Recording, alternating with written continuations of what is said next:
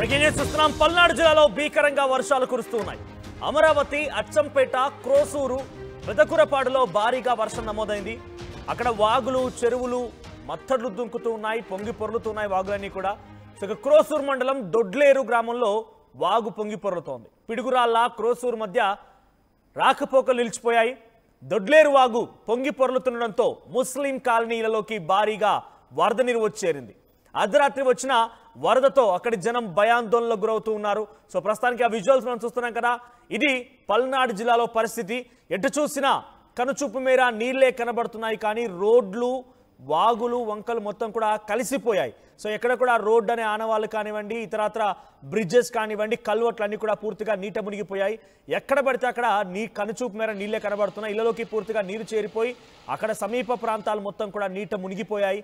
So ఎటు చూసినా కూడా సామాగ్రి ధ్వంసమైపోయింది. పూర్తిగా ఇళ్ళని కూడా ఫ్లడ్స్తో నిండిపోయాయని చెప్పి ఆ బాధితులంతా ఆవేదన వ్యక్తం చేస్తూ కర్రలు పట్టుకొని బయట నిల్చుంటున్నారు. బికాస్ ఎక్కడే గోతుందో ఎలా పడిపోతామని తెలియక కర్రలు పట్టుకొని రోడ్లపైకి వచ్చి వారంతా అక్కడక్కడ కళ్ళి తిరుగుతూ ఉన్నారు.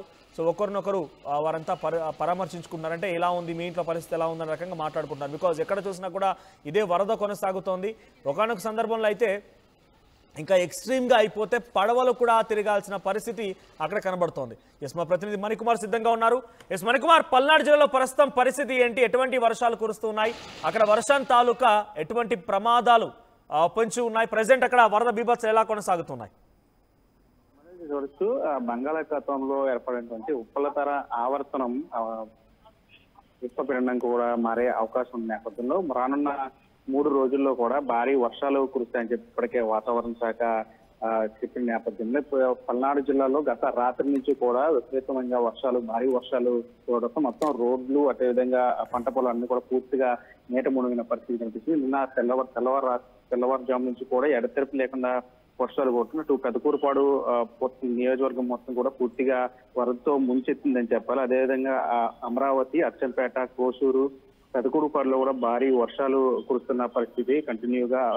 వాగులు, వంకలు కూడా పొంగి పరుగుతున్న పరిస్థితి కనిపిస్తుంది. ప్రధాన రహదారులపై కూడా వరద నీరు చేరుకున్న పరిస్థితి, రాకపోకలు కూడా తీవ్ర అంతరాయం కలుగుతున్న పరిస్థితి. కోసూరు మండలం దొడ్లేరు గ్రామం వాగులు, వంకలు కూడా పొంగి పొరుగుతున్న పరిస్థితి కనిపిస్తుంది. కోసూరు, పిడుగురాళ్ళ మధ్య రాకపోకలు కూడా నిలిచిపోయిన పరిస్థితి. అచ్చంపేట, మాడిపాడు రహదారులపై 4 అడుగుల మేర వరద నీరు నిలిచిన పరిస్థితి. పెదమద్దూరు వద్ద లెగుల్ చప్టాపై కూడా వరద నీరు చేరడంతో అది పూర్తిగా రాకపోకలను కూడా పూర్తిగా అంతరాయం కలుగుతున్న పరిస్థితి కనిపిస్తుంది. అమరావతి, విజయవాడ రహదారి మీద కూడా నీరు మొత్తం పూర్తిగా చేరుకోవడంతో అటు రాకపోకలు కూడా నిలిచిపోయిన పరిస్థితి కనిపిస్తుంది. పెదకూరుపాడు వద్ద కాలచక్ర రోడ్డుపై కూడా భారీగా వరద ప్రవాహం చేరుకోవడంతో అటు అంతా కూడా ఇబ్బంది పడుతున్న పరిస్థితి కనిపిస్తుంది. మరోవైపు అటు సత్తెనపల్లి, అమరావతి మధ్య కూడా పూర్తిగా భారీ వర్షాల నేపథ్యంలో రాకపోకలు నిలిచిపోయిన పరిస్థితి కనిపిస్తుంది. Achampet canal office, current office, ZP high school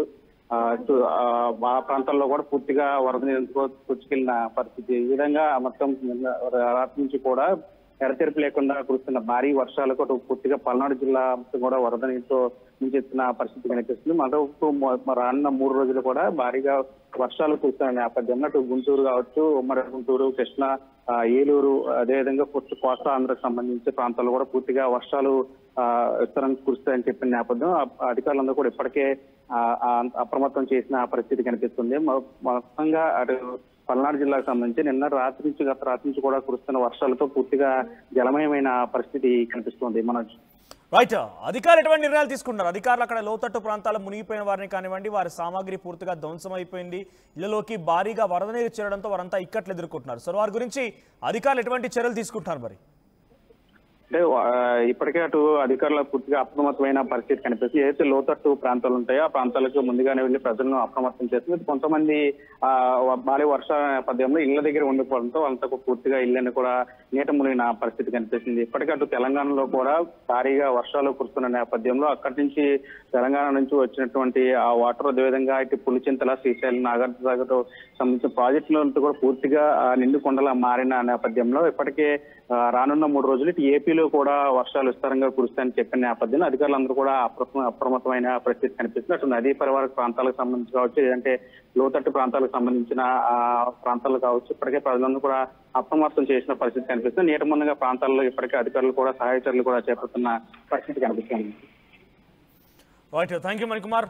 Palnadu జిల్లాలో భారీగా వర్షపాతం నమోదవుతుంది. అమరావతి, అచ్చంపేట, క్రోసూరు, పెదకూరుపాడులో భారీగా వర్షం నమోదైంది.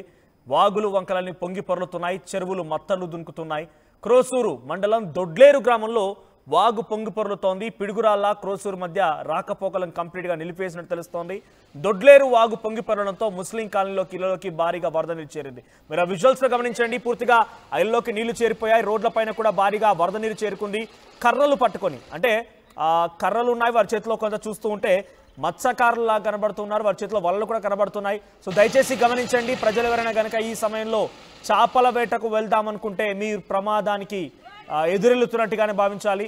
సో ఇప్పుడు అక్కడ భారీగా వరద నీళ్లు పొంగడంతో, వరద నీళ్లు పొంగి పొరలుతుండడంతో అక్కడ బయటికి వెళ్ళాలంటేనే మోకాల్లోతు నీళ్లు చేరుతున్నాయి. ఇంకా వాగులు వంకల దగ్గర వెళ్ళామంటే కంప్లీట్గా ప్రమాదం పొంచి ఉండే అవకాశం ఉంది. సో దయచేసి జాగ్రత్తగా ఉండండి. ఈ సమయాల్లో మత్స్యకారులు ఎవరైనా కనుక ఉంటే వేటను ఆపేయండి.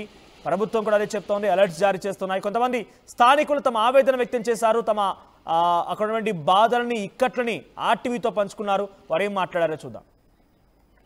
మా దొడ్లేరు గ్రామం, ఇక్కడ వాటర్ ట్యాంక్ బజార్కి నీళ్లు బాగా వస్తున్నాయి. రాత్రి నుంచి ఎడతెరకుండా వర్షం కురుస్తుంది. ఇక్కడ మాకు ధాన్యం మొత్తం కొట్టకపోయింది. ఇంట్లో వంట సామాను మొత్తం అన్ని కొట్టకపోతున్నాయి. ఇక్కడ పిల్లలు మేము అందరం ఏడుస్తాయి ఇక్కడ అని చెప్తున్నాము. మాకు